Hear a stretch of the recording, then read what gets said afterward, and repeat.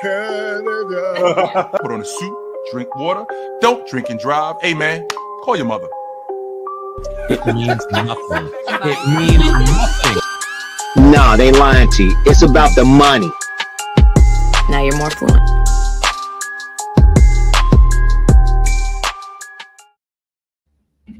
Yes, sir. Whew. You assuming I'm a human. What I gotta do to get it through to you? I'm superhuman, innovative, and I made a rubber so that anything. Oh, you're pointing at me. You know, on my screen, you're on the other side. You have to point the other way. It's Tony. It's this dude. Chill. All right, I'm gonna read the comments. Let's see. Because there's a lot of comments I'm walking into. Something about Mike Malone, Smokey. That's a lot of words. I'll read it after. Okay, they're talking about the Knicks. So we might have to talk on the Knicks.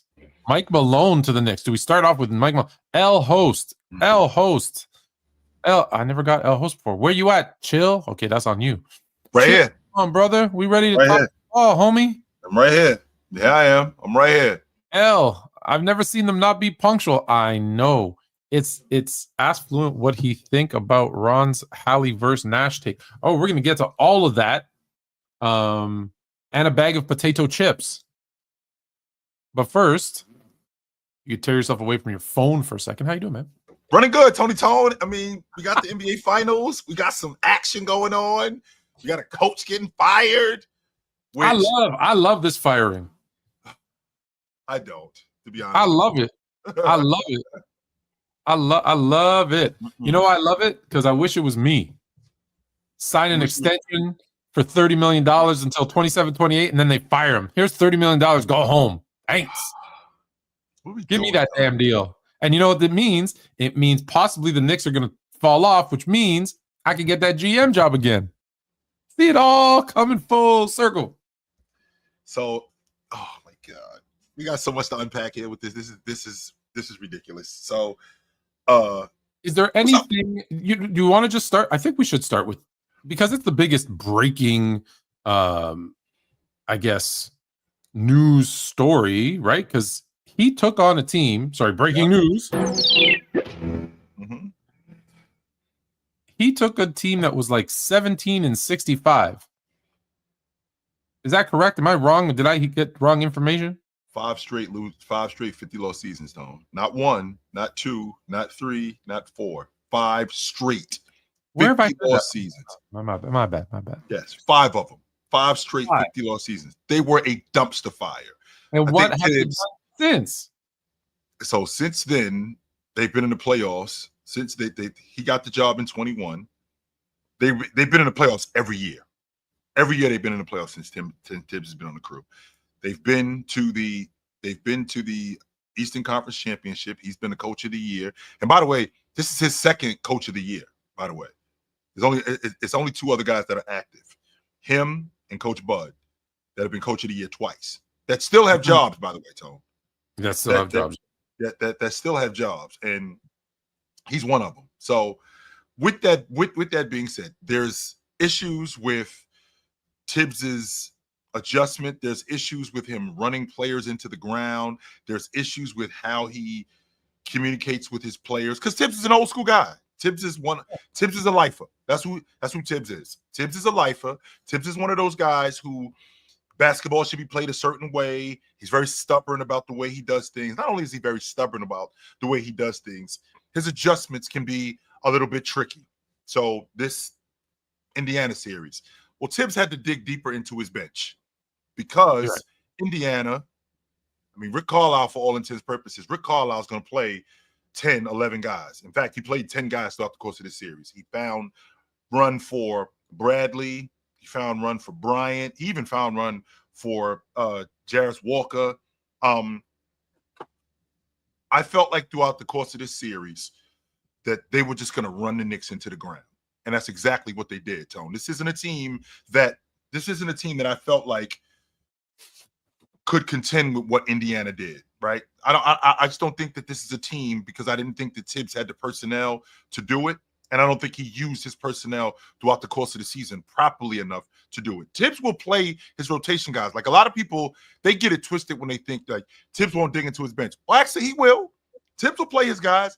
The difference is, and I've said this to you in the past, Tone, the difference is that when you're with Thibs, it's like being on a date. You better show me something or this date is over. Understand that. This isn't one of those dates where it's going to be all night and we're going to hang out all night. No.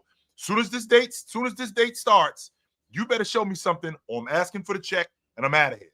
And that's who Thibs is. So, but is that, I'll pause you there to ask, sure, is that the problem? Because if you don't play your 8, 9, 10, 11, 12th man in crucial situations in the regular season that maybe don't matter as much, it doesn't allow them to make those mistakes and have those failures, which there's this baseball guy that I just got sent a clip from him today.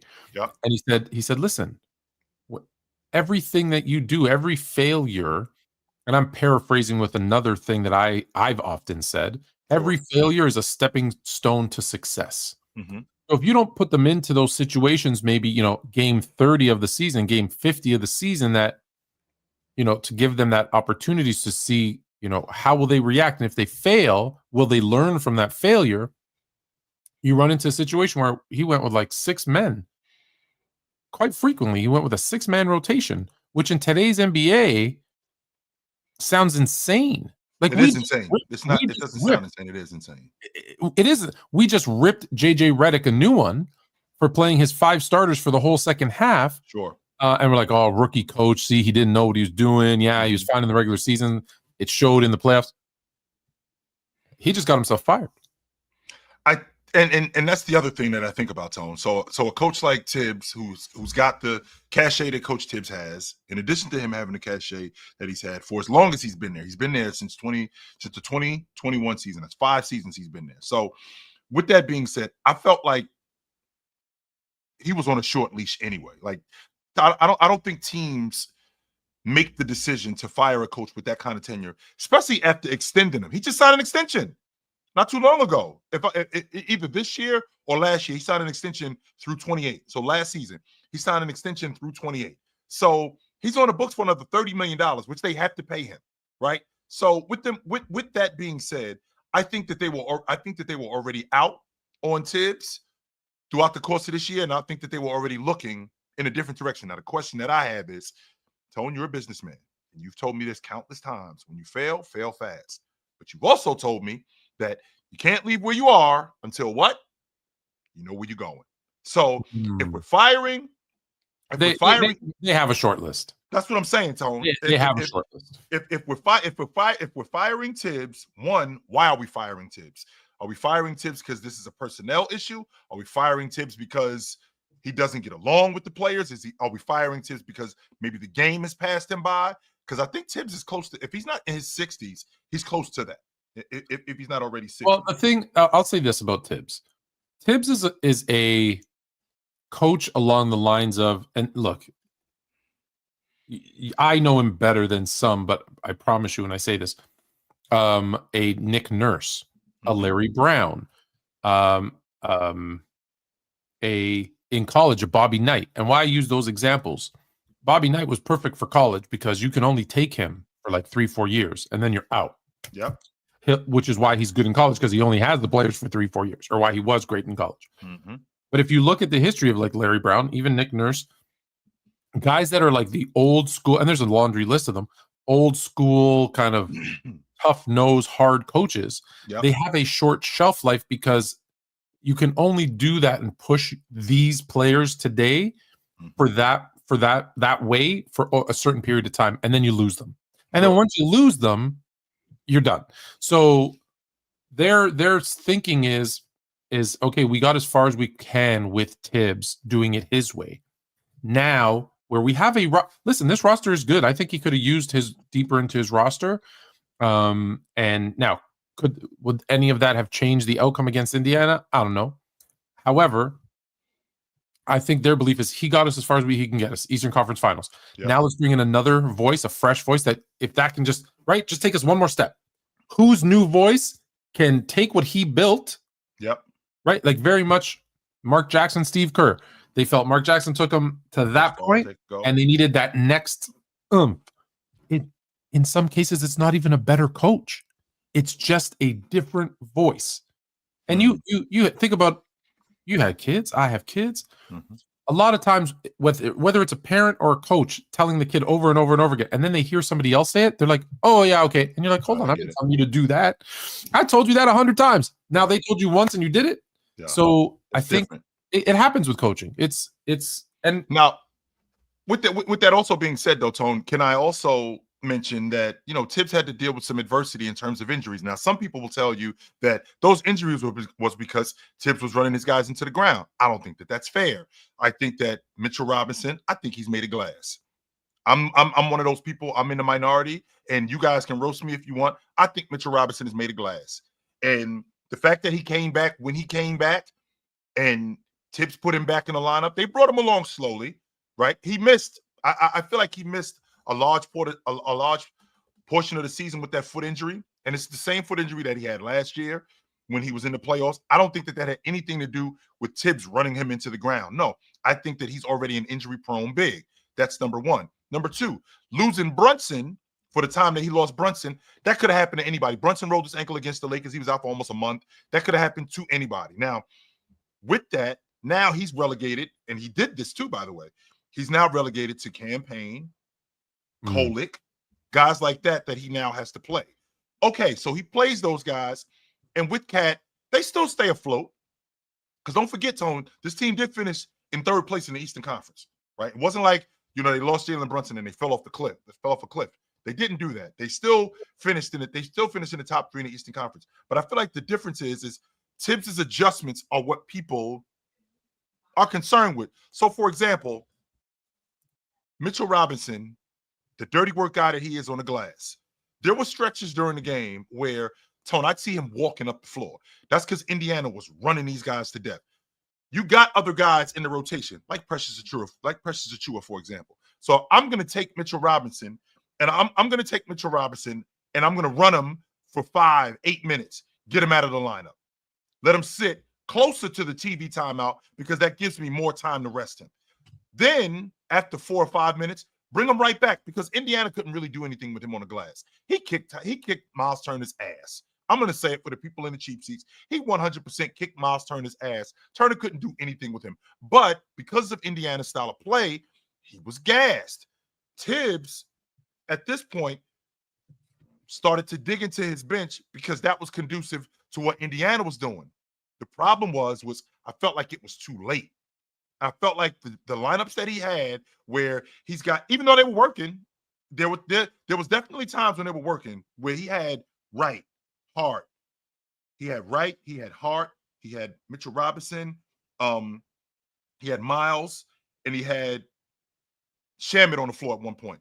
And they had gone on a 5-0 run to supplement the starters. I want to say that was in game 3. That was the game that they won. I want to say that was game 3. And that lineup does work for a little while. Even though it's a lineup that I hadn't seen all year long, it has worked. It would be nice to see that lineup throughout the course of the season so you can get more acclimated to it. But it didn't. But it did work for that specific time. The problem with Thibs is, and most people will say, that Thibs needs an offensive coordinator. Like, I don't know if you guys know this, but Tex Winters was the offensive coordinator for the Bulls. He's the mastermind. Like, we talk about how good Bill Jackson is. I got to tell you, I don't have a good enough explanation for why the NBA, with the complex defensive schemes that they can run, with the offenses that they can run, because not everybody does it. It's still pick and roll, pick and roll, pick and roll. But with the offenses they can run, that we haven't gone to a, like, similar to the NFL where there's the head coach who manages kind of everything and is the face, and then an offensive and because you're right, Tex Winters was the guy who worked on the offense. Phil didn't have to worry about that because Phil had a bunch of personalities to deal with. Yes. And there are guys that are kind of talking about, the defense and defensive schemes. And a lot of look, if you don't run a very complex defense or offense for that matter, maybe you don't. But I'm very surprised with the level of play that we haven't seen that. I don't think ever where we've had an offensive, a defensive, and a head coach. And I get I want to control my team and I want to be, the guy who makes all the decisions. But I don't know. I feel like there's a missed opportunity there. Which you could, though, by the way, Tony. Like, you could still have control of your team, not lose the locker room when you have different voices like that. It's ironic that you bring that up, Tony, because Thibs was the defensive coordinator for the Celtics when they won the NBA championship. He was running their defense. He was their signal caller. He was the guy putting all of those guys in position. So now we get with Thibs in the NBA fight in the Eastern Conference Championship, where he's got way more on his plate than I'm not going to say he's prepared for, because I do think that he was prepared for this. I just feel like if there's a different voice, I feel like if there's somebody there that's a play caller, a legit play caller, and not Prigioni, no, and not Brunson's father, no. I'm talking about an actual play caller that can, like Sam Cassell, for example. I think Sam Cassell is a really good offensive mind as a lead guard, right? Or not even Sam Cassell. Sam Cassell should already be a head coach, but that's a different conversation. That's a conversation for a different day. But somebody to the extent that we don't even talk about. Like, for example, Tone, when your guy in Toronto with Nick Nurse. Nick Nurse is on that bench in Toronto. He's seeing what's going on. He's a signal caller with Dwayne Casey. Oh yeah, 100%. He's an offensive. So I think that there's somebody that's like that could have helped Thibs. What I mean when I say that, Tony, would Thibs have listened? Because the one thing about Thibs is, you say he was prepared for this and he had that, and half of Thibs is perception. We think he plays his players to the ground, and no one will change people's minds on that. Some people's, but we talked about it this season. Actually, the last 2 seasons, we're like, hey, he's kind of changing. He's not killing them, right? We said that in real time, and now that he's gone, it's he ran them into the ground, and that's why they were injured, and that's why that. I don't think any of those injuries are, like you said, I don't think any of those injuries were caused because he ran them into the ground. However, my point that I was going is, if he did have that second person, would he listen? He would have to listen. And not only would he have to listen, Tone, is because I feel like that's what exit meetings are for. So at the end of the season, we have our exit meeting. Hey, coach, I got an idea. That's how Tex Winters was able to sell Phil Jackson on a triangle, because he kept showing it to him. Hey, coach, I got this idea. And it actually helped Tex, because Jordan was getting his ass kicked because the ball was dominated by him. Well, hey, coach, I got this idea with this offense where we get the ball out of Jordan's hands. He could still be effective as a one-on-one player. He could still be effective as an isolation player, but we got to get some more ball movement. We got to get some more action. And if we can get that action, we can make all of these guys more effective, not just him. So when we get into an exit meeting at the end of the season, we sit Thibs down. Hey, coach, got an idea. You tell me what kind of rotation players you're looking for. You tell me what type of starters you're looking for. You tell me what type of offense you think is conducive for this team, because it's obvious that a heliocentric guard like Jalen Brunson, that's not going to get it done, Tone. It's not. A guy like Jalen Brunson, who's consistently pounding the basketball and we're running the offense through him, and he's got the ball in his hands for the most part, that's not going to work for this team. Let's be clear. When he came off the ball there at moments, he looked really good. So it's not like he couldn't do it. Like, he played with Luka, so he had to know how to play without the ball. Yes, 100%. Not bad at all. One, he's small. Number two, he's not wildly efficient as a distributor and as a playmaker. But if we put a different system around him, we put a different offense around him where the ball is moving a little bit more, we add in what the triangle was, in addition to how San Antonio moved the basketball, more ball movement, more action. It looks way different than a guy pounding the basketball, looking for a pick and roll or pick and dive with the defense in front of him. Tone, that's not difficult to guard at all. So I think that's where the exit meetings come in with Coach Thibs, where I don't think that we needed to fire him more than we needed to sit down and have a conversation about, all right, coach, what is it that you think is necessary in order for us to get to the next step? Because here we are in the Eastern Conference Championship. We go up against a Boston Celtic team who, by the way, next season is going to be depleted. No Jason Tatum. So you're going to lose Jaylen Brown for a good portion of the season because he's got that knee injury. So with him having that knee injury, okay, Indiana's going to be back. with Indiana being back, we don't know what else is going to happen in the Eastern Conference. So the Eastern Conference, in my estimation, zone is going to be wide open. So you sit down. Let me just say too. You say Indiana's going to be back. Maybe they're going to be back because here's what's going to happen to Indiana. And you threw out so much stuff there because I was like, let me go back to the beginning. One, you're right. They didn't have to fire Thibs. This was 1,000,000% a political kind of fall guy.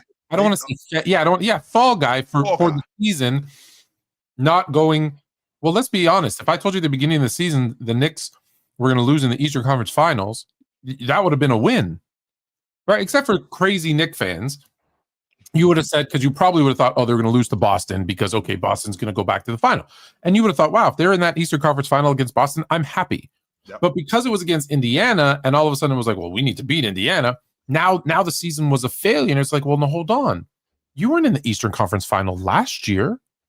You were in the, right? It was Indiana who was in the Eastern Conference Finals last year. Right. So what you did, they took the next step, right? They made the Eastern Conference Final last year. Now they made the final this year. Well, you made the Eastern Conference Finals this year. In this day and age, it's just your turn. You're up next. Next year or this year, it would be there. Indiana didn't make coaching change significant. Did they make significant changes? They did. Was there a significant change that they made? So that's why I agree with you on that point. But they made Thibs the fall guy. Don't know what's going on behind the scenes, so maybe there's more. But now to your last point about Indiana's going to be the same next year. Well, are they? Because Miles Turner's been on the trading block for about 35 years. He's now an unrestricted free agent, which we're going to talk about later in the show because we're going to make some teams out of the free agent list. So is he gone? And people will say, well, is he that big of a deal? Kind of, because if he's gone, then you need to bring in someone to fill his role. Sure. And if you do that, does that mean is it free agency? Is it through trade? And then if you're trading, who are you trading? What are you going to trade? How does that change your roster? Every time now, heaven forbid they win the NBA championship, but just getting to the finals, if they have anybody else that's a restricted free agent, a player option, and someone say, hey, you were on a championship team or a finals team, let's get you over here, let's get you over there. Yeah. That team changes. Who knows? Maybe Halliburton's dad. I'm making this up completely. I have no insight into this. I'm just giving. Halliburton's dad's like, hey, can you believe Siakam was the Eastern Conference Final? That's crazy. We're gonna talk about that too. That's crazy. You're better off somewhere else. F these guys. And now it's like, oh, now there's this. Oh, I want to trade. So many things can happen in the offseason. And when you're good and you're consistent, that's how you become great. And I feel like that's what Thibs was, man. I mean, I know. I'm agreeing with you. This team was a dumpster fire. They were a joke up until 2021. They had been out of the first round once in 20 years, one time, 5 straight 50-loss seasons, and then Thibs shows up and they're consistently in the playoffs. And it's not just because of Thibs that they're losing, because Julius Randle wasn't good in the playoffs. Not only was Julius Randle not good in the playoffs, they had injuries. Mitchell Robinson had gotten hurt. Not only did Mitchell Robinson get hurt, Julius Randle had gotten hurt. So they had problems. Yes, Thibs had an inability from time to adjust, and that was a problem, but he was getting better. Now, don't get me wrong, Tone. There are issues with the lineup. All right, Tone, I get it. He had 3 guys. It's not perfect, of course. Okay. I mean, he had 3 guys in the top 5 in the league in minutes. Right, I get that part. But like Julius Randle getting hurt last year, that wasn't Thibs' fault. He got hurt against Miami. They were down. They were up 12 with 3 minutes. Tone, did we not just see the Knicks come back, then being now 20 in the fourth quarter? Like 12 points with 3 minutes is nothing. Did we not see the Indiana Pacers 3 possessions with less than a minute come back and win? They didn't do it once. They didn't do it twice. They did it 3 times. So with that being said, that's not a Thibs issue. That's anybody could have gotten hurt at that point. He had ended up jumping for a rebound and he ended up falling on his shoulder. It had nothing to do with running him into the ground. But I go back to, and first let me say, I do apologize that you're seeing me. I'm trying to mute and eat real quick because I haven't had anything to eat because I've been running around with baseball. And so I Can't have apologize. no man passing out on air, y'all. Can't. So I apologize to those who, if anyone finds it offensive, I apologize. I am muting, so you're not hearing me chew. That being said, Thibs, this fall guy, the perception that he's running them into the ground and that's the reason they're getting hurt. You mentioned the exit interview. We don't know, but do you think it's crazy to say, hey, they sat down with Thibs and said, look, you're running the guys into the ground. You need to ease up on them. You need to go deeper into your bench. We need to save these guys. The injuries are, your style of play fault. And we need you to change. And he said, I'm not changing. Look how well it's worked. Why would I change? I got us from a garbage dumpster fire to the Eastern Conference Finals. Why would I change? And they said, well, if you don't change, you're out. And if I know anything about Thibs, well, then I'm out. Yeah. And they said, okay. And that's not ridiculous, Tone, that, Thibs is that stubborn. It really isn't. However, I do think Thibs is at a point in his older age where I do think that he sees a lot more than we give him credit for. Like, people talk about Thibs as a coach. I think Thibs is a damn good coach. A great coach. He outcoached JB Bickerstaff when he played against Cleveland in the playoffs 2 years ago when they got out of the first round. I think he outcoached him. I think he outcoached him again when they played against Detroit. I think that Detroit did a damn good job, and I think JB Bickerstaff I think he's a damn good coach. I think Thibs outcoached him again in that series. The fact that they lost Isaiah Stewart, I think that was a problem, but I felt like how he used Cat in that series as a pick and dot, as a transition big, not just as a transition big, but a guy getting downhill. Same thing in the Indiana series. I thought he did a really good job at that. I think the problem was Thibs didn't utilize his personnel to the best of his ability until it was too late. And I think that's something we can fix. I don't think that that's something where we look at him and go, yo, this dude doesn't know what he's doing. He has no idea what he's doing. He should be fired. I think they were wrong for that. I think to your point, they've clearly decided we want this coach. And listen, if it's like everybody in the chat thinks, right? Hey, Mike Malone can get us to the promised land because he's already won one.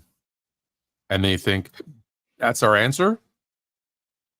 Then isn't it incredible? Isn't it incredible how, and straighten me out if you disagree with this, but isn't it incredible how a coach can win, and now that coach, the perception on him is completely different than what it was a year ago.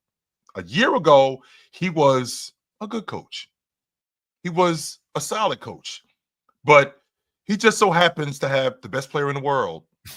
And that helps. That 100% helps. And in addition to having the best player in the world, he has a point guard who plays above his head in the postseason, which also helps. And now Mike Malone turns into a great coach, which I don't think that he's a bad coach. I don't. I just think that the perception of winning, because winning matters, and you know how I feel about winning, Tone. Winning does matter. But I feel like the perception of a coach is completely different because we just literally had the Celtics lose. And now the question is should Mazzulla be the head coach with the Celtics? And Coach Thibs outcoached him, and Coach Thibs is a great coach. But then we get to the East Finals where Rick Carlisle is a damn good coach. If anybody knows anything about Rick Carlisle is a damn good coach. And his not only his style of play, his rotations, I think he outcoached Coach Thibs. That doesn't mean that Thibs should have been fired because he got outcoached. I don't think he should be fired. I think that this is something that could have been. I just think it's something that could have been fixed. I think they got. I struggle with when you say got outcoached, and here's why. There's a lot of good coaches. There's a lot of great coaches, but what takes them from good to great? It's their wins and losses. It's their championships. Like if I said Phil Jackson's the greatest coach of all time, not many people are going to argue it because they're like, well, yeah, he's got 11 rings. Right? Sure, it's easy. However, is Phil Jackson just a great coach? Because let's remember, I'm not knocking. I'm using the best as an example. Sure. He had Scottie and Jordan for 6. He had Kobe and Shaq for 3. And then he had Kobe at his best with Pau Gasol and pieces for 2 more. Some would say, well, hold on. He also had Shaq and Kobe and Gary Payton and Karl Malone and couldn't get it done. Right. He got Kobe and Gasol to another final. They couldn't win either against once they ran up against a defensive minded team. He had no answers. So when he didn't have those guys, how did he do? Well, he didn't really have them he did not have any of those guys very often. So is he a great coach, or was he just in the perfect situation to have the greatest player in the world for 11 years and won 11 chips, and all the other years he couldn't do it? Well, and the thing is he a great coach? And it's like, well, how do you rate that? So that's the first part. I'm not saying he's not. I'm just saying, how do you rate that? You rate it on wins and losses, which is to your point. And why I brought up the got out coached. If I bring in a sub because I've seen this is happening and it works, I'm a great coach. But I'm not the one making the shots and making the passes. That guy is. That guy underperforms and doesn't do his job as I've coached him to do, and it doesn't work. And now you're like, oh, I got out coached. No, that was the right move. That was the right player. That was the right sub. He screwed up, and I get the full blame for it. Yes. And so it's because if it worked, it's just like any coach. If what I did works, I'm genius. The same thing, I do it in an alternate universe. It doesn't work. Oh, I got out coached. So all the things you're saying is true about great coaches, good coaches getting out coached. I just struggle with it because it's like, did he do the right thing? And whether it worked or not, that's on the player. You know what I mean? Let's put a little bit of Phil into context here, Tones, because number one, Phil got the Bulls job. That crew was already together, right? Phil just came in, changed the offense, and in the process of changing the offense, got some guys to buy into what they were doing. When he gets these guys to buy into what they're doing, it doesn't take long. And then they're on the hook. He gets with this Laker team that's already been together with Robert Horry and Derek Fisher and Brian Shaw and Glenn Rice. He gets this group that's already together. He gets them to buy into the system. Why do they buy into the system? Because they already saw somebody else. Because it worked with somebody else. But let's be clear. Not his system. No, it wasn't someone else's system. And then I hear stuff like he managed egos. Did he? I mean, were the Bulls a beautiful, cohesive unit that loved each other? Or is Michael Jordan punching Steve Kerr in practice? Yeah. Did Kobe and Shaq break up when they should have won 6 after they only won 3? Right. So little did we know that Kobe and Shaq hated each other. We did. Oh, we knew. Well, we knew. And I think that they did a good job in terms of the media. I think that they did a good job at masking it, but we had no idea how bad it was. But to my point, he gets with that Laker crew, and they buy into what they're doing. Why? Because we already seen it, and it worked there. So, and he had the cachet as a coach. But let's not forget, Tone, he did take that Laker job back in the 05-06 season when they weren't very good. And how'd they do? Not very, bounced in round 1. Goodbye. He's still on the crew in 07. Bounced in round 1 again. And Phil Jackson at this point, now the questions start to arise. Well, maybe you ain't that good of a coach. Maybe you aren't who we think you are, unless you got great players on the team. When in reality, he is, and it's the system. He just needs the right players around in his system for it to work. How did Steve Kerr do without Curry and Clay? They in the lottery. That's what was it? 15 wins, 5 wins, whatever. Yes, they're in the lottery. Yes, they're in the lottery. Right. And again, I'm not knocking. Let's be very, very clear, because I'm going to get on you're hating on Phil. No, Phil's probably the greatest coach of all time, right? But a lot of that is who's on your roster, and like anything, did you get lucky to win? Yeah. Because once you win, you get for the most part, you get at least a year or 2 of a free pass. Not always. Which I think is interesting. Quick side note, Tone. It didn't take you long to get off that Steve Kerr train. You were out. Like I was out when it happened. But you were never on that. But now we're in a space. And all I have to do is look at how Luke Longley did coaching that team. Oh my God, he did great. He did great. So You're talking about Luke Walton. That not Luke. Oh Walton. yeah, who did I see? Luke Longley. My Yeah, bad. I was still on the Bulls train. Yes, Right. Luke Walton. Luke Walton. So now we're in a space where we just talked about where so who are they now? Who's in the running? Yes. So Mike Malone is a name that's come up, Yep. right? Mike Brown is a name that I'm thinking about. Dan Hurley over at UConn. I think that's a name. He just signed that huge extension. I don't think. Yes, he did. And you think he's going to go somewhere? I don't. The thing about the Knicks, I'm not sure if he wants that job. Yeah, that's the thing I'm thinking about. I don't think he wants that job. And another coach that I'm thinking about Frank Vogel. Like a lot of people don't realize Frank Vogel is a damn good defensive coach. Frank Vogel is not a good coach. He's a damn good coach. And Frank Vogel did win the NBA championship with the Lakers. Now, there's people who will tell you that, all he had to do was just roll the balls out with Anthony Davis and LeBron James. No, he didn't. No, he did not.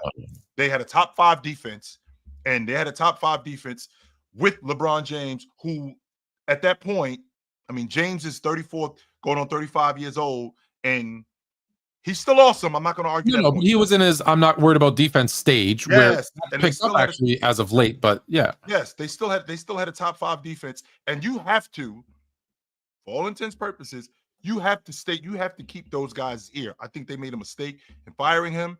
I think he's a guy that they need to consider, because I like Frank Vogel as a coach. He was awesome when he was in Indiana. He was really good when he was in Orlando, and he gets that Laker job and they win the NBA championship. It's not as simple as you guys think, because if it was that simple, then somebody else would have won the championship with that group too.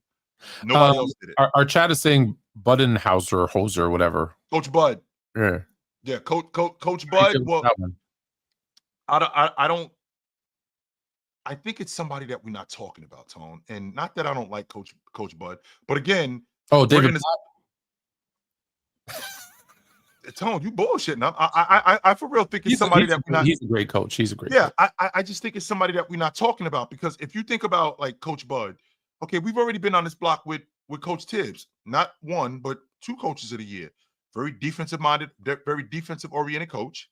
In addition to him being a defensive oriented coach, good X and O guy. Thibs is a damn good X and O guy. If you're gonna fire Thibs for Coach Bud, what you firing Thibs for?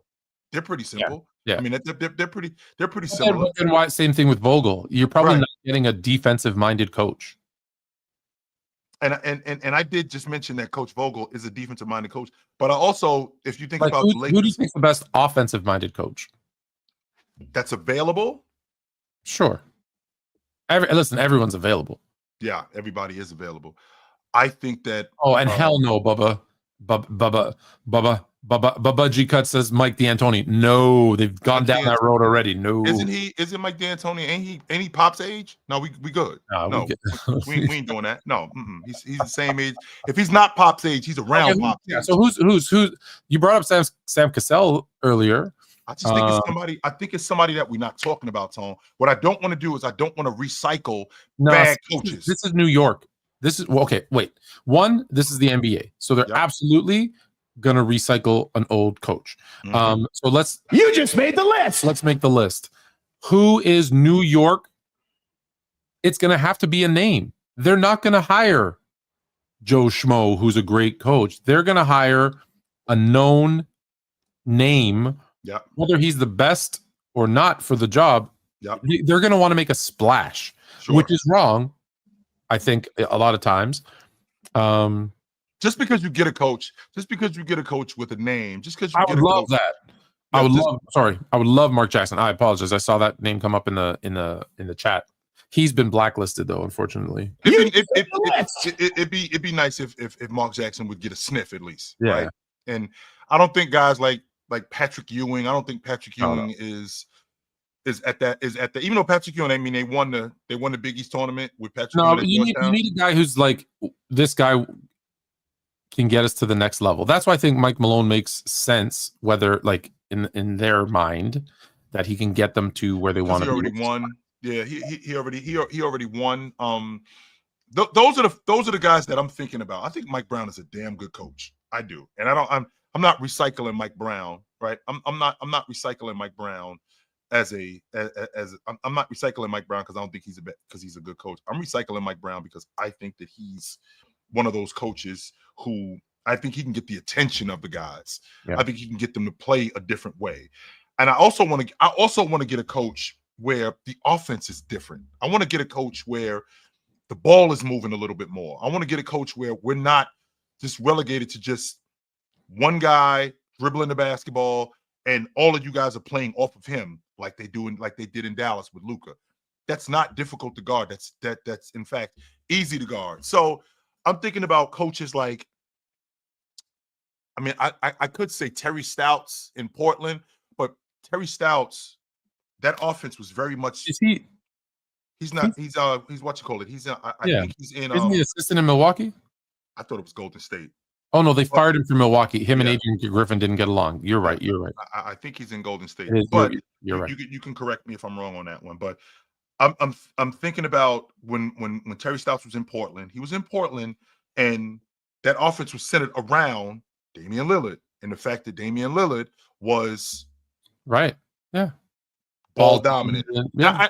And I don't want to do that again. I don't. And that's not to say that Terry Stotts doesn't know what he's doing, because I think Terry Stotts was a good coach up in Portland, but I don't want to do that again. I don't think that he's good for this team right here, as opposed to Monty Williams is another guy that I'm thinking about. But do I have to coax Monty Williams into taking the Knicks job? He is family. He used to play for the Knicks. Yeah, you just have to ask him. If he doesn't jump at the chance, move on. And speaking I'm not twisting his arm. Speaking of moving on, we're going to move on because we're running out of time. We got a million topics. I do want to know, you think they're bringing KD into New York? No, we seen KD in New York already, and that not only have we already seen that, they gave up 5 ones for Mikal Bridges. Ain't no way they trading him. No way. Hell no. They should. Let's do. Let me. People ask, why am I late? So let me show you why I'm late. Let's start with that, and then you're gonna love this. After this, I'm gonna defend LeBron James.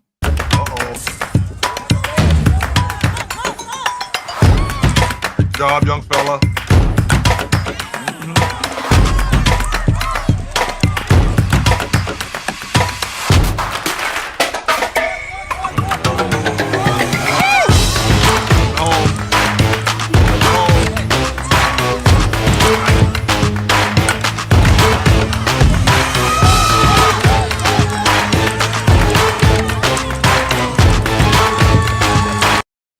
They call that touching green when he hits it out into the outfield for a 2 RBI to win the game. Tone, I've become more lenient when it comes to being a multi-sport player, because I was growing up. I played basketball. I played football a little bit, but mom made me quit. That's a conversation for another day. But I'm becoming more on the side of, you have to play at least 2 sports, or you're never going to make it. As a pro, and you're gonna burn out. And there's so many kids, especially in the AAU circuit, I talk about this all the time, who are like, they play for their team, and they play a bunch of games, and they want more games than practices, which is a whole different. And then in the summer, if their team doesn't have, they go play for another team. Some of them play for multiple teams at the same time. All they want to do is play games. They get burnt out. They get, like I said, those micro fractures in their knees. It ruined, and they don't get any better skill wise. And it has ruined North American basketball in particular. Hey, I was just showing your highlights from your what up, nephew? Weekend. What's going on, brother? Okay. From the weekend game. He said, "What's up? How you doing?" Good. What's up, brother? You all right? He's tired. He just came from a game. All right, so let's go to my LeBron James apology, but first, not apology. Defense. But first, let me show you what I'm defending. So here's the clip. Well, I think they're generally the last 10, 15 years, it's a big contrast from regular season to playoffs. Yeah, the first thing I want to say to that is, like, if they're going to allow it to be as physical as it is, you got to give us a little time to prepare for it. So like post All-Star break, something like that. I mean, post All-Star break is usually like 30 games left. So maybe maybe 12 to 15 games left in the regular season. Okay. Like a month. Give us a month to prepare for it. Because it goes from 0 to 100. It goes from us to be able to body check No body check, no hand checking, no pushing a guy off their spot, no rerouting guys at all. Right. For 8-9 months, and then or for 6.5, 7 months, and then have at it. 2 months straight, have at it. Have at it. Like straight up, just no holds barred. And it's fun. Yeah, I don't think either of us have a problem with it. We don't have a problem with it. It's just a contrast. It's just a contrast, of not being able to get into that flow. So yeah, it's definitely over the last like you said, 10, 15 years, the game, they've allowed us to do it. Yeah. And it's fun. I personally wish we could do it all year. Yeah. But also have the body makeup for it to do it all year too. So it wouldn't be beneficial to the product to do, run a marathon. Run a sprint during a marathon. So he got a lot of flack for that because people came out and said, oh, he wants a month off before the playoffs. And I'm like, did you listen to what he said? Did you actually listen to what he said? He didn't say we want a month off to prepare. He said we want the last 15 games, which is about a month, to prepare, meaning, look, we get it. We can't have, because we've had a great playoff. Like, it's been very physical. They've allowed a lot of physicality in these playoffs, and I think that's why they've been so great.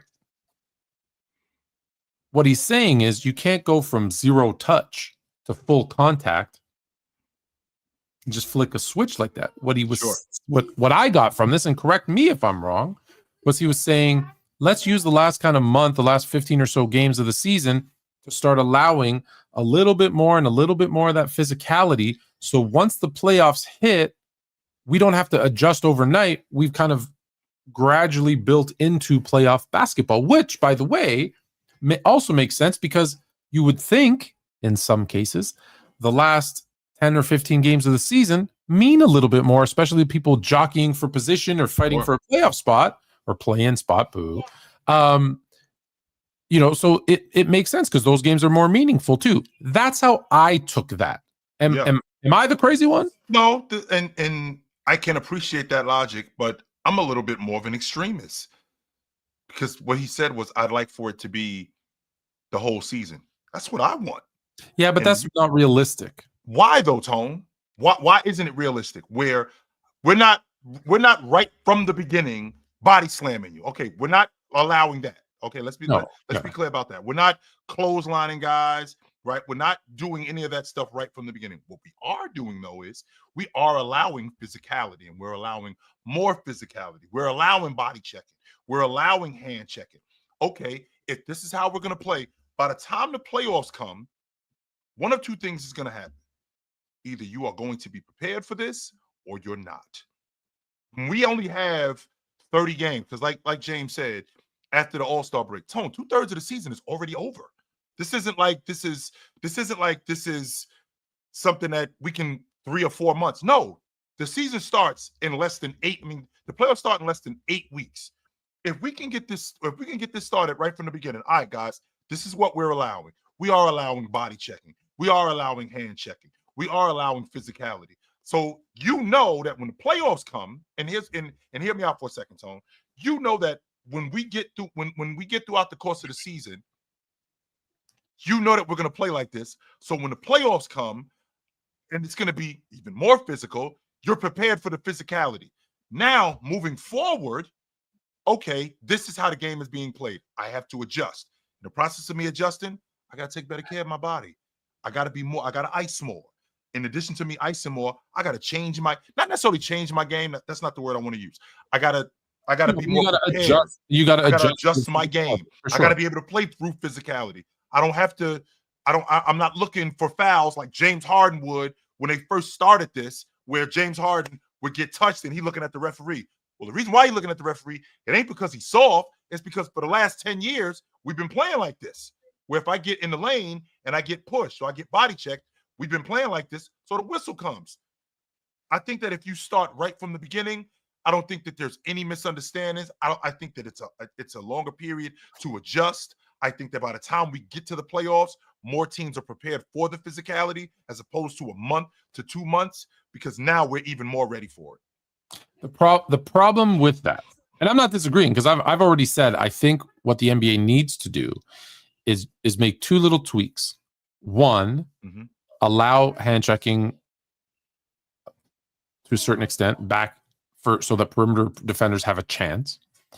And I almost want that 3-second rule. Like, I'd love for it to be abolished. Get that out of here, Tone. That shit is dumb. It's always been dumb. Always. But I'm thinking, if you're not going to just get rid of it altogether, make it 5, make it 7. Let be a shot blocking center there to like make people, not just like get out of the way and let them get a dunk. Here's my problem with what you said, though. As much as I agree with, I like the physicality. I look at the game and I know, one, playoff basketball is so good because the intensity is up a level and it is more physical, and people like that in a short period. Could they watch that style of basketball for an entire season? And the answer is no. Could the players play at that level of intensity and defensiveness of physicality for the whole season? And the answer is no. Why not, Tone? Because they can't. Because they've shown that they can't. Because what happens is, when you play that physical, there's going to be times when that intensity, we've seen the intensity not being there. Well, and when the intensity is not there, hear me out. When the intensity is not there, but you have the physicality, then you get an ugly, sloppy game. Right? If people are just slamming each other around, like it's not, we saw that. We didn't like it. They changed all the rules so we wouldn't have that anymore. Sure. So let's not go back because it didn't work. So my thing is, I would say have that middle ground instead of all or nothing, because you're an extremist. Meet in the middle. Allow for that bit of hand checking. Allow for like longer time for the center to hang out there, and then it ramps up as the playoffs get in, because you should allow more, right? You know when you hear the refs, the refs are letting them play. That's what they should do in the playoffs. In the regular season, we still have to understand this is an entertainment business, and so we still do want the highlights and the dumps and we do want that stuff. So let's not allow it to become late 90s, early 2000s where it was like, oh geez, 79, 74. Like you don't want that. So that's what I'm just saying. Be careful, because if you go that full route, you're gonna get that. That's what. And to your point, to counter that point, Tone, I don't want it to be 1990s basketball where you're body checking a guy running off a screen out of bounds like you used to do with Reggie Miller, stuff like that. No, we're not doing that. I am allowed to put hands on guys, and as time goes on, I'm allowed to do a little bit more, right? And I think players will adjust to that, as opposed to, and it's going to be sloppy. They'll adjust. Just look at the Olympics. The Olympics allows hand checking, and what happened the first few games? America gets like, oh my God, why? Why does America stink? Sure. They don't. They're adjusting to those little nuances of the game that are different, and then once they figure it out, no problem, they're fine. And I feel like the same logic. I feel like the same logic is applied to adjusting to the physicality in the beginning of the season, because again, once we get to the playoffs, to your point, if you see this level of physicality throughout the course of the regular season, because it's not going to be, like I said, 1990s basketball. It's not going to be 2000s where games are 79, 72, or 87 to 80. No, we're still going to be able to get up and down the floor. It's just that we aren't going to be able to be as open as we were. And then come playoff time, you're going to be really excited about it because you've seen that physicality throughout the course of the season. You're not seeing Charles Oakley knock a guy in the first row, right? You're not seeing Rick Mahorn body check a guy, and no, you're not seeing that. Kind of nice. It is, to be honest with you. Yes, it is being able to put hands on the guy. But listen, hockey. No one watches hockey for a reason. Mm-hmm. They've got all the physicality, fighting, everything you want, and as much as they try, so you don't want it to turn into, no offense to my Canadian people, you don't want it to turn into a hockey game. I think that James, his point is valid. I just want to do it a little bit sooner. Yeah, and my point wasn't whether his point was valid or not, although that's where we ended. No, they heard it wrong. It was more about them saying, "Oh, now he wants a month off." No, that's not what he said. And listen, you know me, troll tone, not regular tone. Troll tone was like, "Well, yeah, of course he wants time off." Half of 40. No, half of his chips were in a shortened season and a full off season to get ready for the bubble. So of course he wants time off. He's successful when he gets that. We got news, like to get to, not new news, nothing breaking. So let's kick off our speed round, if you will. And I don't even know what I'm going to do. Is I'm just going to pull them up randomly.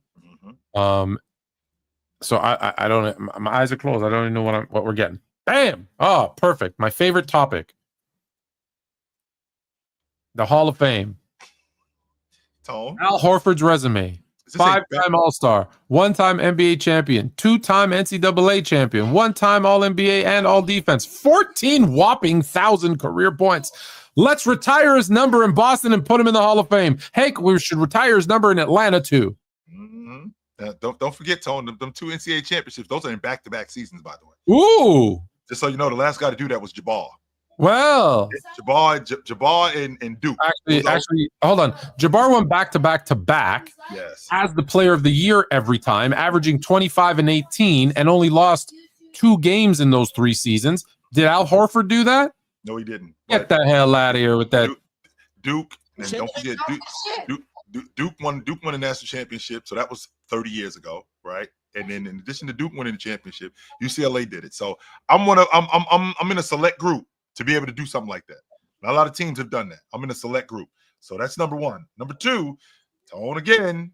And the reason why I brought this to you because because you knew I'd tell you. Shut your damn mouth.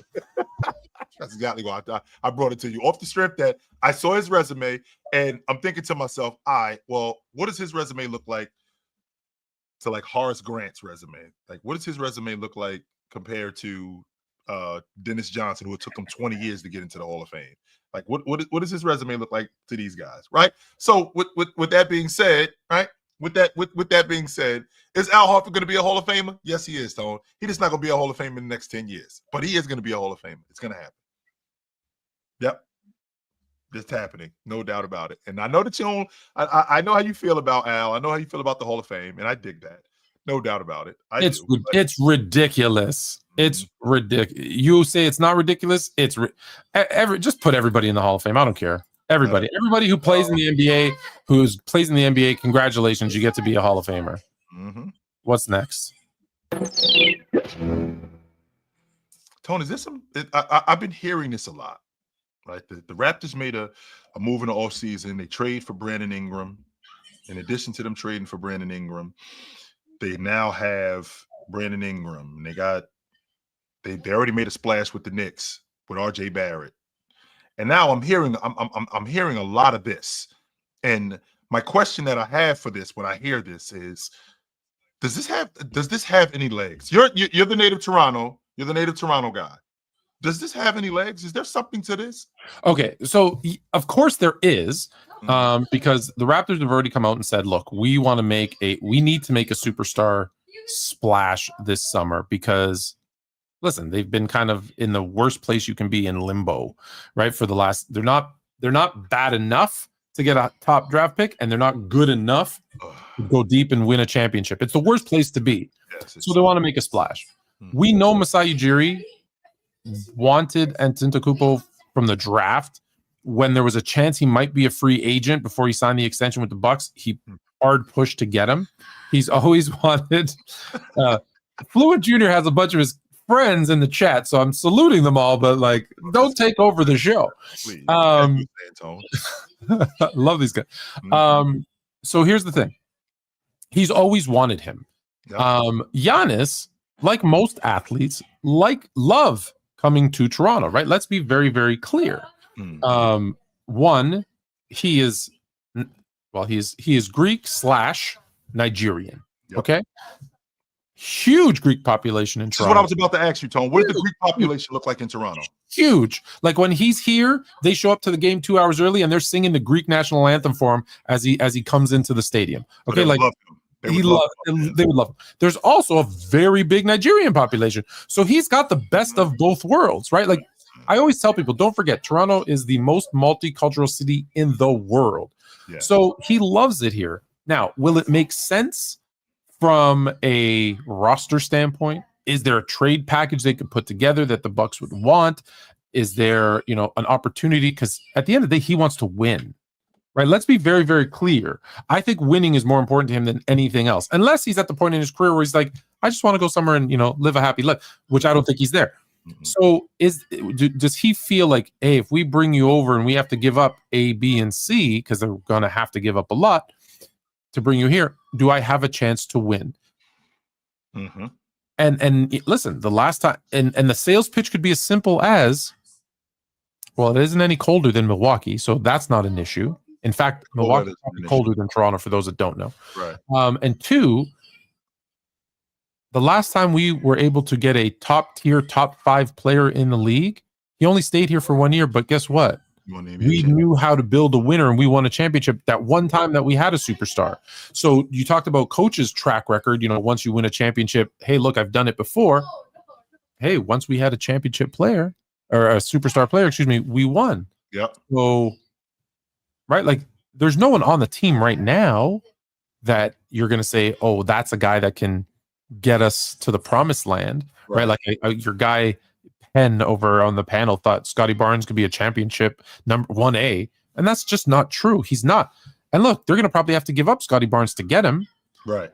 But if you have some good defensive players around Giannis, like let's be smart. Be smart. We know what wins with him. You need a stretch 5 who can rebound. You need a perimeter defender, and you need a secondary scorer. Now, right now, they have none of that. Let's be very clear. They have none of that. Right.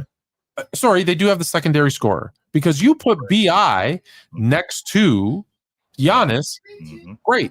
Now I just need those other two things, which in today's NBA, they're not crazy hard to find. So what gets this deal done, Tone? Because I'm thinking about what you have on your roster currently with RJ Barrett, with Scotty Barnes. In addition to Scotty Barnes, the kid from Kentucky that played for the Knicks also. Quigley with Quigley. Yeah. You got Quigley. Plus, you got a bunch of draft picks, dude. And you know me, Tone. We may have to get a third team involved in this. And they probably will, but I think it centers around Scotty Barnes, right? They'll probably want either IQ or Grady Dick, maybe. Yeah. There'll probably be 3 players just for the money standpoint, and then 3 to 5 first round picks. So this thing does have some legs. There is for sure. They're a deep enough roster of good players. Yeah. That's their problem. They're a deep enough roster of good players, and there's some redundancy in their roster that if there's mutual interest, which it sounds like there is, and they can put a package together for the Bucks. It depends what the Bucks want to do. So if the Bucks are like, hey, we're blowing it up.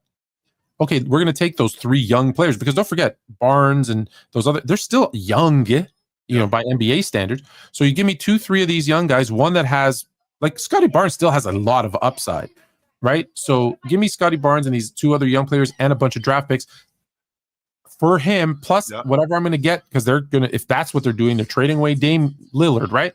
Even though he wherever he is from an injury standpoint, someone will give. So there's pieces there that they're going to say, hey, we're going to rebuild. This is a way to get a bunch of. They're looking at OKC, and they're kind of in a similar small market situation, right? Where like there's no excuse now. How do you get it? Well, you take a chance on a young player, you get a bunch of draft picks, and you build. If you can do that, get a bunch of draft picks and you build. I got my friends with me. Okay? Get out of here. Luka, get out of here, Luka. The wrong Luka. That's not Doncic. As I was saying, so there's pieces there for them to build, like OKC did, where it's like we're going to take a chance to say, hey, can Scotty Barnes look? I don't think he's a 1A, but could he be a 1B or a 2? Yeah. Maybe. You get a bunch of draft picks and you build that way. Well, that's the model.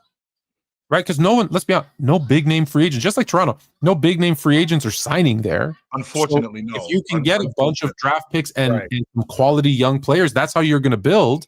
And again, like I said, you're going to get less for Dame, but you're going to do it with Dame. You're going to do it with Giannis. Who knows? Maybe they get Lopez into Toronto too, so he gets that piece too, right? And then they only need one more thing. So there's things they can do. There's things they can do. And it's obvious if you move off of Giannis, you're starting over. Yeah, exactly. You don't trade Giannis and say, okay, we're going to replace him somehow and keep Dame. 100%.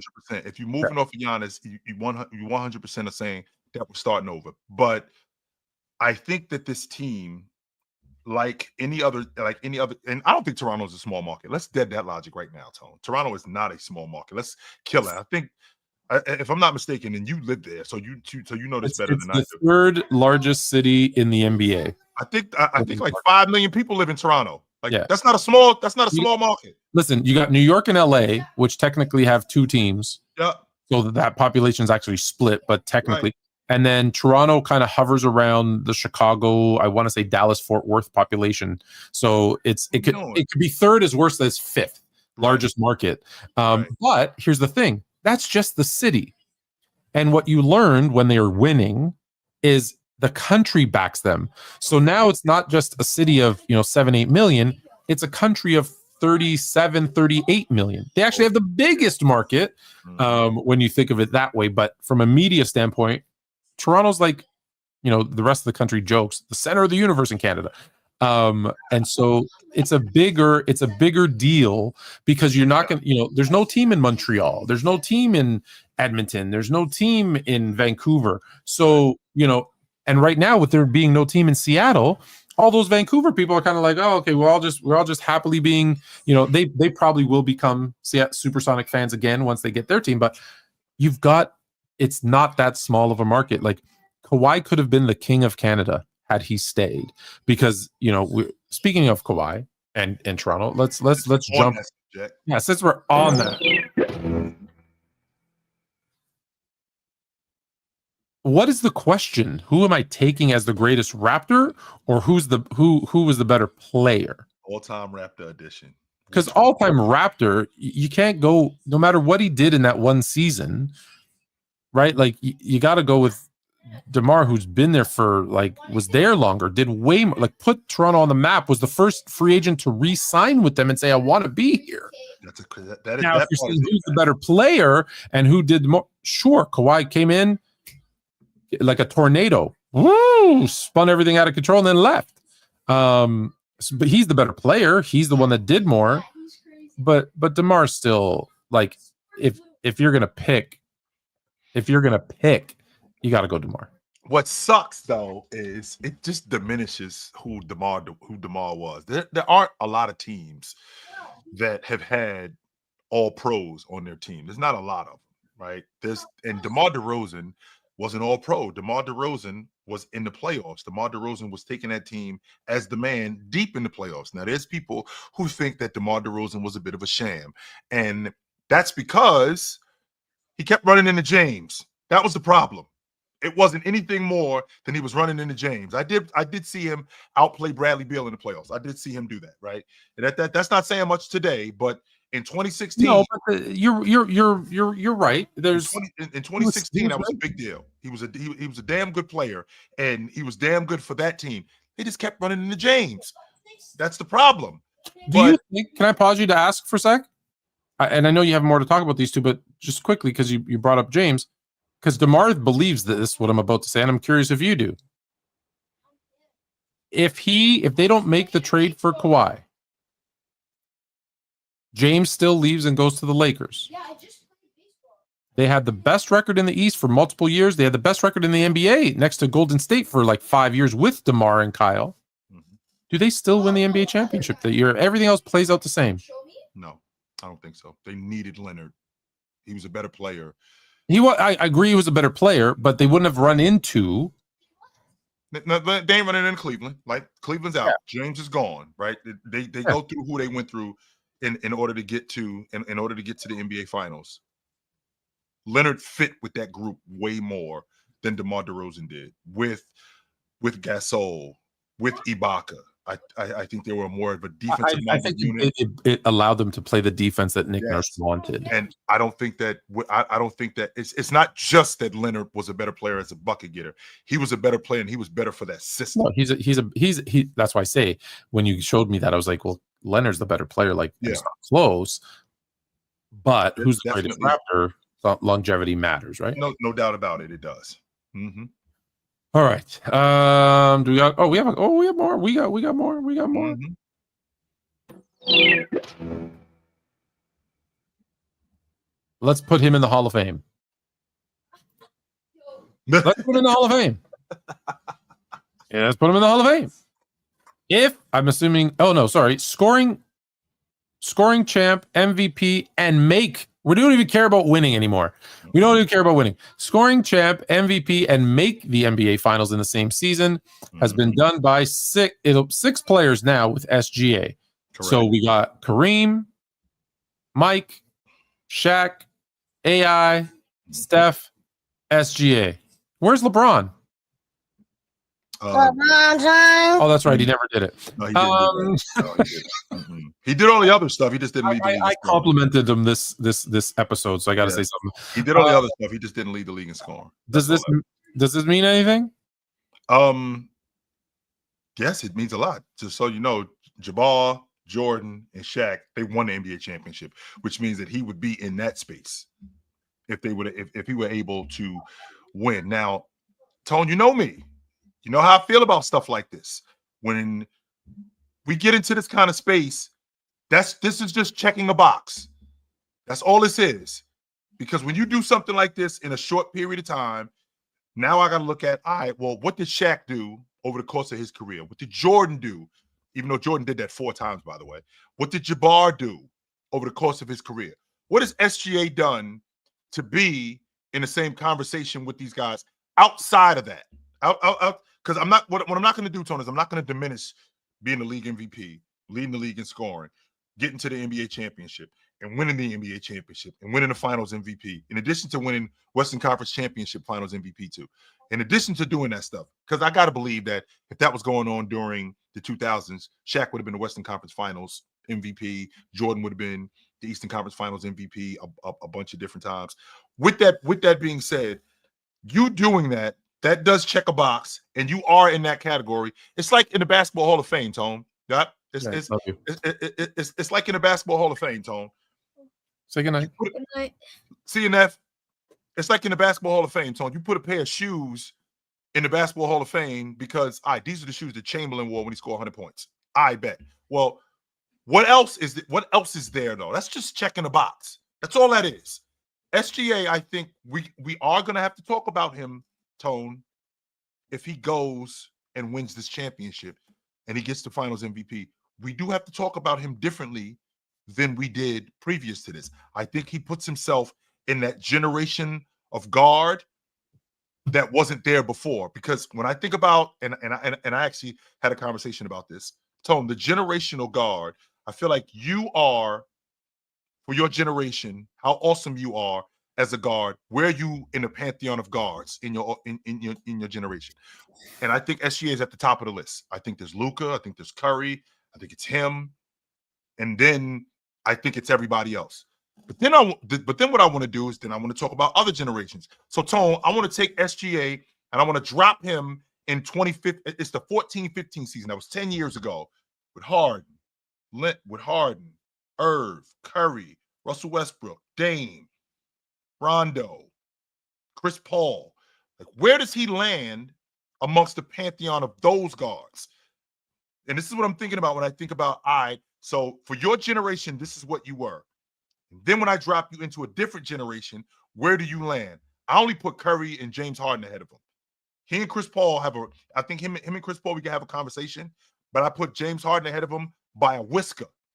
I don't put James Harden ahead of him that far, but I put him ahead of him by a whisker. And then I think about dropping him in the 2000s. It's 2004, 2005. And amongst those pantheon of guards like Chauncey Billups and Steve Francis, Steve Nash, Baron Davis, Jason Kidd, like these are the pantheon of league guards. This is what I'm thinking about when I think about being generational. Like what you are for your generation, how awesome you were, and then when I drop you into a different generation, which goes back to my original logic when I talked to you previous, Tone, how much does your game is your game timeless? And I think SGA's game is timeless. And I think that if he were to do this, I think we got to talk about him different. But I still think that he has work to do.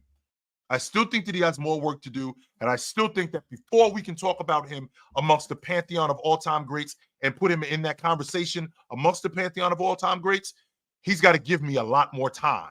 This only checks a box.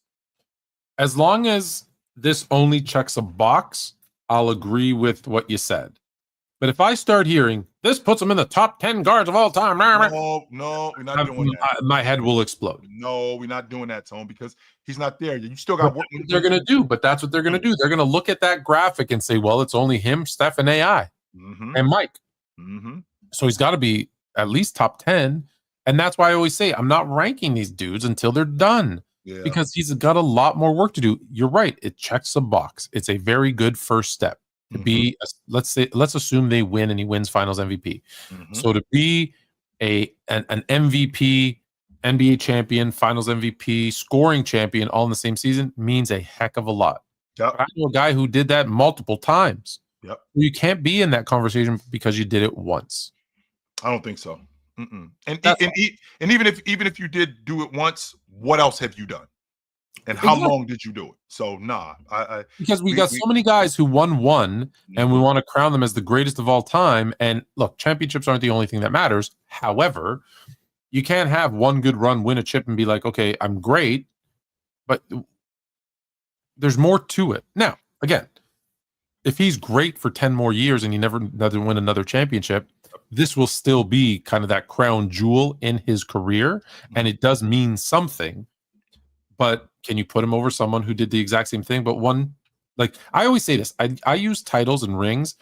I use them as a differentiator if all else is equal, right? Like if I have two guys and I'm like, this maybe, and look, they're not going to be exactly the same, but I'll be like, when I'm looking at this person and that person, like when you say Harden and him by a whisker, when it's that close, you're like, okay, but I got two, I got none. I got two and I got one. That's just kind of tips the scales. Although, yes, a lot of that has to do with circumstance and team. You got to get some credit for it. So if all else is equal, okay, then I'll go. It's like the last resort. But yeah, as long as that's the case, yep, no problem. Like this Tone right here, for example, this Smokey says first team All NBA 3 straight seasons. Tone, don't forget that. Yes, Tone, I'm not going to forget that part. Not forgetting any of that. That 100% matters. But I also don't want to leave out the fact that Steph Curry's been an All-Pro 11 times. That's triple what you've done. Triple. He's been on the All-Pro team, I think, 10 times. Right? See, and if he makes the Hall of Fame, he's already. I mean, he's already in the Hall of Fame. Already. He's already in the Hall of Fame. But he's right, because how many Finals MVP aren't in the Hall of Fame? 2. That's it. Actually, I'm sorry. 1. I'm sorry, 2. Iguodala and Cedric Maxwell. And Cedric Maxwell, yeah. That's it. Those are the only 2 that's not in the Hall of Fame. Other than that, everybody else are in. I'm gonna save the Indiana stuff because we'll do like 2 or 3 of them kind of at once. Yep. This one I don't have the picture for, but I'm just gonna say on Get Up, they were having to talk about the face of the league, and basically there's one face in the league, it's LeBron James. Tone, when you turn on the NBA, not just the NBA, when you turn on any entity, whether it's on television, whether it's in food, what's the when you think about McDonald's, what's the face of McDonald's? Ronald McDonald. Big Mac. Oh no, yeah. Big Mac. Well, that's the food. That's the face of McDonald's. It's the food. Right. Okay. So and the face of that is Ronald McDonald. Yes. Okay. Right. You're not thinking of the Hamburglar. Do they have Grimace anymore? I don't even know if they have Monster. No, I ain't thinking of that. Cookie Monster. You're right. I'm talking about the Hamburglar. That's the dude, the thief. No, I ain't thinking about none of them dudes. I'm thinking about Ronald McDonald is the face of McDonald's. That's who that. So when I turn on the NBA, who is the face of the NBA? Who's the first person I think about? James. LeBron James. James. Even today, even to this, like look at this right here. NBA players with the most Instagram followers. It's not even close. Almost 160 million. It's not even close. That's triple. I mean, that's double. I'm sorry. That's almost triple what Curry has. Russell Westbrook, not close. Irv, not close. Lonzo Ball, Klay Thompson. None of these dudes are even in the stratosphere. When you think about the NBA, LeBron James. If you add up the next 5, I don't think they match him. So, like, who's the face of the league? There's your answer. Like, and you don't. It's not a debate. It's not. It's just it's not a debate. And he is the face of the league. You can't give it to Ant. Whether when he says he doesn't want it, it's not yours to want.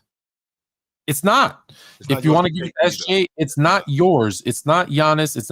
it's LeBron James, and it's not close. LeBron James. So until right, someone has to take it. And here's the thing: as long as they're a different champion every single year, no one's getting it. Nope. And let's be very clear: there doesn't have to be a face of the league. LeBron James could retire tomorrow, and someone doesn't automatically now become the face. You're just faceless, and that's not good for the league. FYI. So there is no face. Everybody wants to put it on someone, their favorite player, who they think is the best player. All these other things. You can't. You can't take it. There was one. No, the other two things are Indiana stuff. So let's do a little Indiana. We're gonna make our picks. Can we go like 10 minutes late because we started a little bit late? Is that cool? And then I'll put the link. Actually, you know what? I'll put the link in now. In case anyone wants to join. Just know, be patient. You're not going to come up for about 5 minutes if you do jump in. So there you go. There's that. Let's start with this one because I think they got this one wrong. And I think I don't like who the voters are. And I think you and I should get a vote because I don't think. So you got two guys from ESPN. Yeah. Katie George from ESPN Radio. One from the Indianapolis Star. Steve from NBA.com. You got Fred from The Athletic. Reggie Miller from the TNT. Here's your 9 voters, excuse me. 4 voted for Tyrese Halliburton. 5 voted for Pascal Siakam. No one was more surprised than Halliburton that he didn't win. He thought he was the guy. 1, I think there's not enough people in it. 2, I think there's way too many people from the same kind of entities.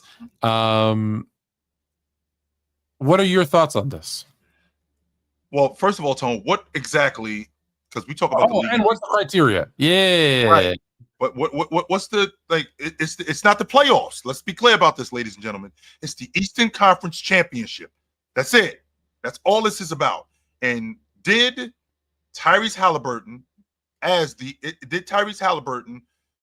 was he the most valuable player in the Eastern Conference Championship? Was Pascal Siakam the most valuable player in the Eastern Conference Championship? Well, considering what they did best, which was get up and down the floor, I would like to see Pascal Siakam rebound a little bit more. He's never really been a great rebounder. That's never really been his thing. But he's always been a bucket getter. He's one of the best transition players in the game. I don't think I had this conversation earlier today, Tone, where I only named 3 guys: James, Giannis, and Jaylen Brown. When I think about transition players in the game, those are the only 3 that I'm thinking about that are ahead of him. So with that being said, when I think about what he did for this Indiana team, how good this Indiana team was in terms of transition points, not just transition points, but how good they were in the half court, how important he was on their defense, I think that it was Pascal Siakam. That's who I had picked to win the Eastern Conference Finals MVP. One of the things, listen, everyone wants to say numbers don't matter, but numbers do matter when it comes to the voting. Okay, I'll get to who influenced and affected the game more in a second, because I think they voted Siakam because of moments. The 39-point game, the 31-point game. From a numbers perspective, Siakam went for 20, I'll call it 25. 25, 5, and 3 with a steal and almost a block. Mm-hmm. He shot 67% from the free throw line. Not good. Halliburton only scored 4 less points. He went for 21 versus his, but out-rebounded him 6-5. Out-assisted him 10.5 to 3.5. 7 more assists per game. Also had 2.5 steals, so more than 1 assist per game and a third of a block. Right. Also shot 82% from the free throw line. Now, again, it's not all about numbers, but when we look at it statistically, it's Halliburton. When I look and do the eye test and I say, who is the one that's making this team, this offense, this unit go, it's Halliburton. I look at Siakam as a cog. Now, is there a ton of people in the NBA that could have filled his role? No, but is there some? Yes. I don't think anyone else makes this team go like him. He also hit Halliburton, the most important shot of that round. And so I think it's very odd to me that they picked Siakam because, again, it's for the whole season. It's not who had a better game. It's not who necessarily just scored the most points. Because the scoring was close between the two. And so I found it really, I think it was a shot at his dad. I'm not going to do that. But what I am going to say, I think media, the problem with media alone, like that media alone, being the ones that get to vote, is they have very long memories, even though they don't need to. And they take things personal. They're a bunch of little entitled little brats. I was going to say something else. And I think he got robbed of what is deservedly his. And listen, let's be even more clear. If you want to go down this path, I'll keep it short because we're out of time or running out of time. I don't even like them announcing an Eastern Conference MVP because I think it's stupid. I don't want them to get a banner. I don't want them to get a trophy. I don't think they deserve an MVP until you win the final. Okay, I'm sick of this. Oh, congratulations, you made it to the final. Congratulations, Buffalo Bills. Yeah, you lost. Get out of here. I hate that. That being said, he still got robbed. I just thought that let's raise a banner. I just thought that, to your point, when you talk about the engine, Tyrese Halliburton was their primary ball handler. They tripled the Knicks. I don't know if you know this, Tone, because you're a numbers guy also, but they tripled the Knicks in transition points. And I knew they out transitioned them. I didn't know it was triple. Yeah, they tripled them in transition points. With them tripling, it was almost quadruple, Tone. Yeah, they tripled them in transition points. And Pascal Siakam was a large part of that. I mean, with the exception of the free throws, I mean, he went 50-50 for the series. And like I'm not saying he's completely undeserving. Oh, I'm not saying that point. I'm not using that point. But I think that when you consider, because this is also an Eastern Conference that they got wrong last year because they did the same thing with the Celtics. So Pascal Siakam led the team in scoring. He was second in rebounding, shot a really good percentage, so they give it to him. Jason Tatum on the other hand. Hold on. He was second in rebounding to who? Tyrese Halliburton. Okay. 100%. So Jason Tatum, on the other hand, he leads the team in points. He leads the team in rebounds in the Eastern Conference Championship, by the way. And they give it to Jaylen Brown. Why don't they do the entire playoffs? That's it. That's a great question because it's the Eastern Conference Championship. They should count every round. Yeah, that's the thing that I'm a little bit confused about. Is it the Eastern Conference Finals MVP or is it the Eastern Conference Champion or is it the Eastern Conference MVP? Because I think it's the Eastern Conference Finals. So it's the Eastern Conference. It's just that specific series. Okay. No, it's just that specific series. And I just thought what Piazza, it's the Larry Bird Trophy. Yes, it is. And I thought what Siakam did, which to be honest with you, yesterday, Bird should have been giving him the trophy. Why wasn't he there to give him the trophy? In Indiana, yeah. Yeah, I don't understand. I mean, Bill Russell was the one handing over the Bill Russell trophy. I don't understand why Bird wasn't there. But that's a different conversation. What I'm saying is what Pascal Siakam did, I felt like he outplayed that New York Knicks front line. I thought that they used him in spaces where there was nobody else who could be used in those spaces. I feel like Halliburton, as a one-on-one player and as a shot creator, I thought that he did some good things, but I felt like Siakam, he was way more important for what they were doing overall, both in the half court and in transition and on defense. I don't have the stats in front of me, but I guarantee you, having watched Pascal Siakam since his rookie season, I bet you if you go look in what he did the last minute of every game, it's going to underwhelm you. That's interesting. Because it's spin, move, miss, step back, miss. Spin, move, miss, step back, miss. That's all he does in the last minute of every game. But I'm going to look it up and find out. Okay.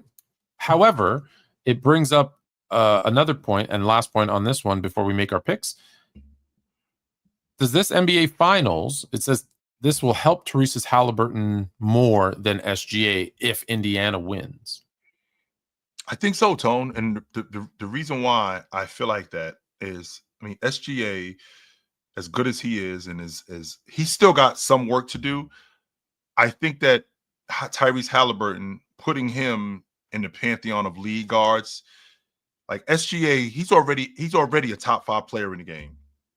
I think that he moves up to being arguably the top league guard in the game because winning does matter. If Tyrese Halliburton were to do this, he's already been an all-pro. He's already been an all-star a few times. In addition to him doing that, he's been on the Olympic team.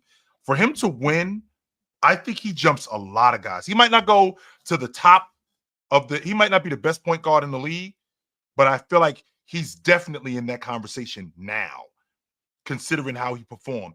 SGA is already in that space, so I don't think that there's much more that he can do right now. Now, would this help him later on down the line in terms of a legacy boost? I think so, because winning does matter. But Tyrese Halliburton, for him to be where he is, like a fringe top 5 point guard, for him to be a fringe top 5 point guard to now moving up into top 3, maybe even top 2, I think that does a lot more for him, especially doing it where he's doing it. Yeah, I think it means more if he wins because he's further down the list, right? So if you are the underdog, if you are on the road, right, you don't have home court advantage, and you are thought of lesser than, and you win, right, against a player that just won MVP, scoring title, they have home court advantage, they're the number 1 seed, all the, it's of course right? It's going to do more for you.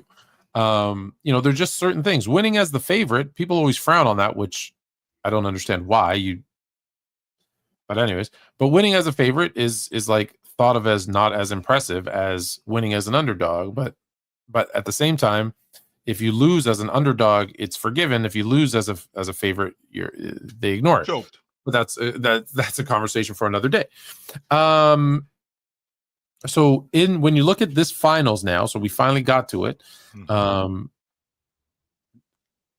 OKC obviously the favorite. Do you go with the favorite, or do you have how Indiana contrarian pick? Are you going with the Pacers? I think this is the ultimate test for Oklahoma City's defense. I think they thrive on it. I think they handle Indiana in 5 games. I think you're a football guy, Tone, so it reminds me of Bill Belichick's defensive coordinator mind when they played against the 49ers in 91 in the NFC Championship game, where Bill Belichick said, if we let Joe Montana stand in the pocket and throw all day, he's going to destroy us. We got to put some pressure on him. We got to get some heat on him, and we got to get that ball out of his hands a lot quicker than he wants to. Well, I feel like the same logic is for Tyrese Halliburton when it comes to the Oklahoma City defense. We cannot just let this dude just look at the defense and survey the defense. We got to get that basketball out of his hand. We got to get the ball in those other guys' hands, and we got to speed them up, and we got to make them make mistakes. We got to make them take long threes, because you know this as well as I do, Tone. Long threes equal long rebounds, which equals transition points, which equals transition opportunities, which is where Oklahoma City thrives. Just like as good as Indiana is in transition, Oklahoma City is just as good, and they generate a lot of their stuff on defense. So if we can get that ball out of Tyrese Halliburton's hands, put it in Matherin's hands, put it in Obi Toppin's hands, put it in Neesmith's hands, put it in Turner's hands, and making him take long threes, and we can get that transition game going, and we can get ourselves going, we put them in a really precarious situation, and I think that they're going to do that. I think that's a part of the plan, and that's why I think that they handle Indiana in 5 games. Not because we're short on time, but I'll just say ditto. Because that's exactly what I said on Sunday night on NBA Max, like almost verbatim. I just think this is if Oklahoma City was going to get tested, they would have already been tested, and they were by Denver. Don't get me wrong, but that was their toughest road. This is not going to be. And I said, look, they're going to win the 4 games by an average of like 25 points. But they're going to smoke in Oklahoma City. No, yes. I mean, Oklahoma City, you got them smoking Indiana? In the sense that, yes, because there'll be a couple of 30-point blowouts, and then one will be like a 10-point. It'll be closer, whatever. But then their one loss, they're going to get blown out. It's not going to be a close one. It's going to be Indiana goes for 142. Kind of like what Cleveland did to the Warriors in 17. Smoked them. But then we knew Cleveland wasn't winning that series, though. Exactly. I was just kind of like what Minnesota did to them the last series, right? Like they had that one where everything clicked because their defense, their offense, Indiana's, is so fast paced and they can score so quickly. They'll have one of those. They'll just get off to a hot start and they won't look back. And, because probably OKC is going to be up 2-1 at that time, and it'll be the first game in Indiana, they'll be like, all right, just let it happen. And then they'll come out in game 3. That'll be the close, or game 4, excuse me. That'll be the close win. And then they'll just go back home and finish it off. I hope that it goes 7, and I hope every game is 1 point, but I'm being realistic with, right? Because that's the best. 2 cents. We're going to get to you in 1 second, my man. I'm putting the link in there as well. Let's jump through these really quick because I don't know what this means either. Yo, does anybody know what chill means when he says, give him the kid about Nikola topic? Mars and I had a conversation about all the draft picks and all the players that Oklahoma City has and Brooklyn, where they were. And I was talking about giving Oklahoma City their number 1, and Mars, give me the kid. Because I know you don't need him. You already got a lead guard and SGA. So give me the kid, Mars. Mars doesn't want to give me the kid. He's not interested in handing him over. Who's OKC handing him over to Brooklyn? Yes, to Brooklyn. Why would they do that? This kid, well, first of all, you already got a lead guard in SGA. He's already fantastic. And you already got a bunch of other guards that are under contract. This kid, Topic, even though Oklahoma City is one of the best teams in developing guys, you don't need this kid. You got a bunch of guys already that you're over there developing. You got SGA, who's the best guard in the league, arguably. We need a lead guard over here. So give me the kid, Tone. Hand him over. I thought they were going to send him to Toronto to go with Giannis. And Nickeil Alexander-Walker, who they're going to sign as a free agent, and then you'll have Brook Lopez as your center, and there you go. Toronto's ready to go. All right, so that's what you mean by that. He managed egos, not a great X's and O guy. Yeah, that's Phil Jackson. How can you be a great coach if you're not a great X and O guy? So you're a therapist. Get out of here. Chill and Fluent. Quick question. All right. 10 seconds left on the shot clock. This is my first time reading this. 10 seconds left on the shot clock to end the game. You get it in the post. Your matchup is food. You go into a post hook or post fade to win the game. I already know your answer. Yeah, I'm going to face you up in my reverse pivot over my left shoulder. That's money. Game over. I don't know it depends on which side I'm on. Because if I'm on the left block, I'm going middle with a little baby hook. If I am on the right, I will fade baseline. I'm on the right block, so yeah, I'm turning over my left shoulder. Yes. So there you go. Actually, I would a drop step and dunk it on him. I always wanted to do that, just drop step, bang it on him. But nope, was not meant to be. All right, 2 cents. You're going to get the last 2 cents unless someone else comes up. What up? Nope. No, sir. I'm just going to take... Oh, wait. Oh, my God. Hey, there you go. There you go. Okay. What up? What's up, fellas? What up? Yeah. Hey, look. It's the 2 cents. It's a short show at this point in time. But what I'm going to say, I know a lot of things that people are going to say. You got to understand that they're going to be inherently biased to what it is. Everybody thinks their child should have won the contest and this, that, and other, and people do that as adults. When they're looking at their team, they cheated us. They call fans.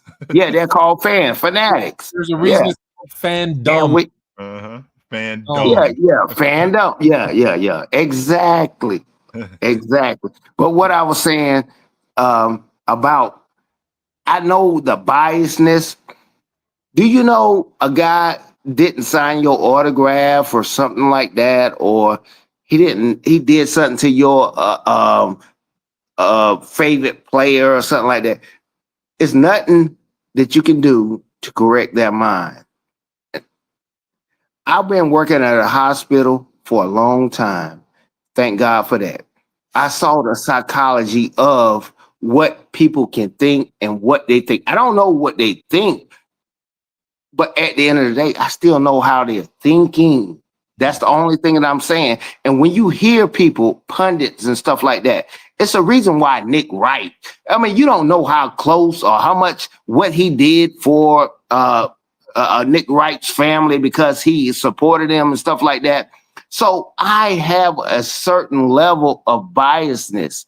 And what I tell a lot of people a lot of time, and my girl, and she can vouch for it. I don't have a favorite team, football, basketball, and all that, or a favorite food. Guess what? I get to enjoy every team. Every team. I don't care. And I don't bet. Yeah. Throw that in there. I don't know if y'all got prize picks or something. I'm looking on the stream. I don't know. I ain't no, bash that. But I don't do that. So I understand. We all Yeah. But I still, I know people that do it and stuff like that. That can help and assist with the picks and stuff like that.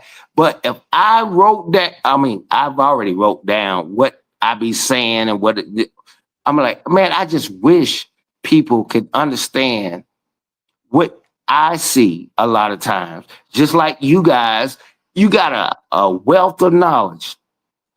You just wish that you can get a person like Ron or Mars or anybody, just see it from my perspective. I don't disrespect your opinion. It is what it is. That's your frame. That's your frame of reference at the end of the day. And when I get on here with y'all guys, man, it's like sitting in a room with my homeboys that I went to school with and this, that, and other.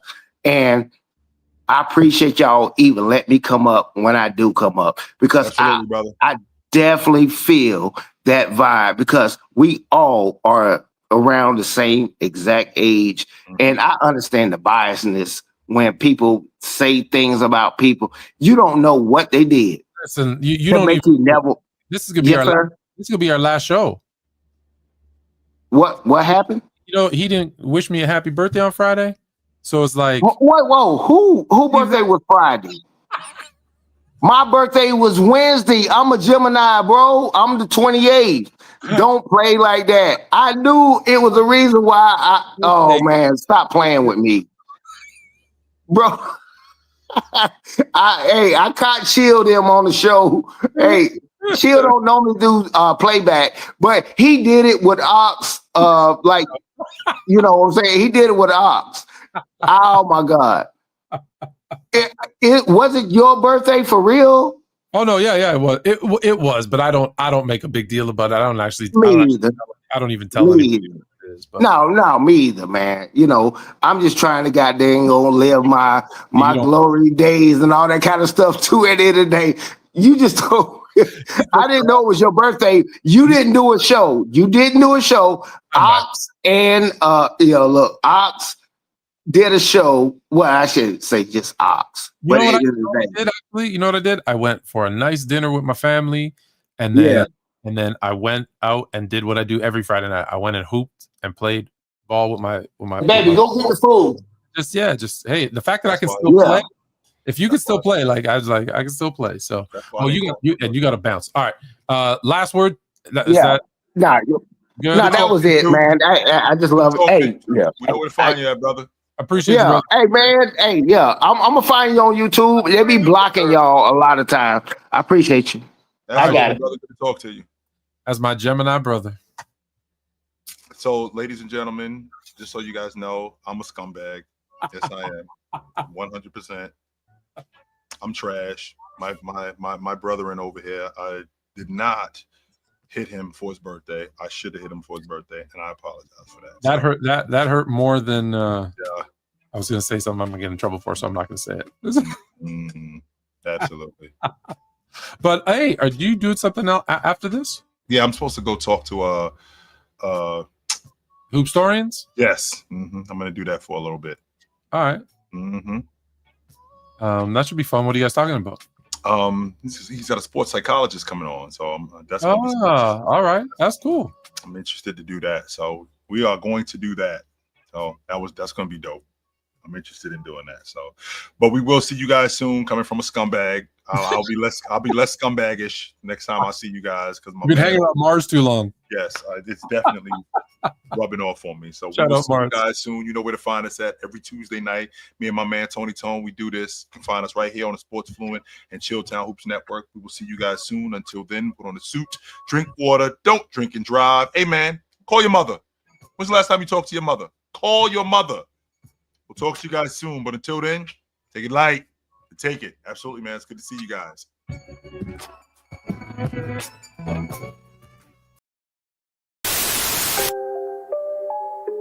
Oh, Canada. Put on a suit, drink water, don't drink and drive. Hey man, call your mother. It means nothing. It means nothing. Nah, they lying to you. It's about the money. Now you're more fluent.